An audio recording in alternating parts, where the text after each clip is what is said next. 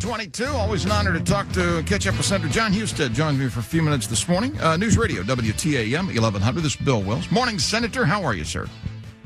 I'm doing great. Thanks for having me on the show. We accuse you politicians, if you don't mind, of talking too much sometimes. But you've been around listening a lot. I've been following you on X. I'm meeting with a lot of people. And I guess just a general question. We think about business and jobs, and I've got stats and whether or not they're going to cut the rates and blah, blah, blah. But it really comes down to people and what local business has been doing. What are you hearing as you've been traveling the state? Yeah, I've been to Marietta, Cincinnati, Dayton, going to be in Akron today, and I go places and listen. I talk to employers about what their issues are. You know, you talk to educators about what their issues are, and you figure out how to bring it all together and, frankly, find out what's working, what's not working, and then when you get back to Washington, you try to fix it.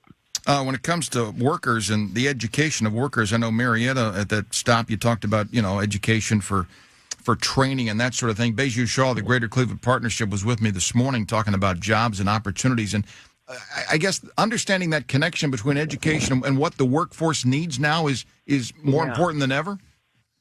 It is, and this is the strange thing, is that you hear employers still complaining that they can't find enough people to go to work.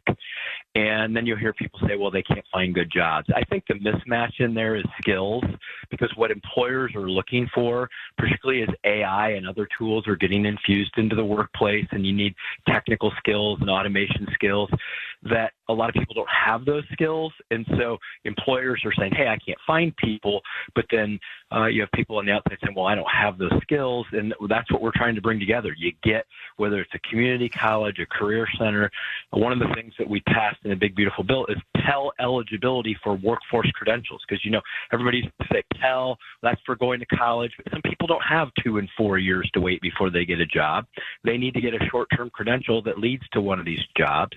And that's what we're doing with some of the changes we make. So it's just finding practical solutions for the real problems that people are experiencing. And you mentioned AI, and in the Senate, you're in the advising consent role. I get that, but you can also put a spotlight on stuff or react to stuff. And you brought up AI, so let me mention this. We're all concerned, I think, on where it's going, and especially if we've got other countries maybe using it against us. You and some other senators had some enough concern about a group called DeepSeek, and you've asked the Commerce Secretary to keep a sharp eye on that, right? Well, yeah, and I don't want it on any federal devices, computers or anything like that, because it's a Chinese AI company. And understand that when you have a car, when you have a electronic device of any kind, and these TikTok or DeepSeek or anything like that might be on them, they're collecting data on you. You are the product. They're collecting data on you and trying to use that data to make their machines smarter and to manipulate perhaps you, perhaps our country, to monetize you.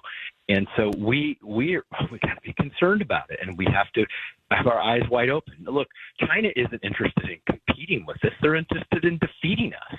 And we can't just let their technology come in and be infused in our lives while they would never let American technology be on the devices that their citizens use. Senator John Husted, for a couple more minutes here. Before I get you out of here, and I want to ask you about Putin and Trump. But first, you mentioned the big, beautiful bill, which is now the big, beautiful law. And I think there's a lot of time you got to explain to Vice President Vance has been out talking about it some, you as well.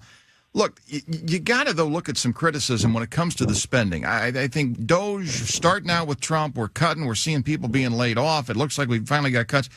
And then depending on what you look at, this thing's adding more to the debt, and we're up to $37 trillion now, Senator. Yeah, so that's not true. That would assume that you're going to allow all of the tax rates to expire right now and see a $4 trillion increase in taxes on the American people.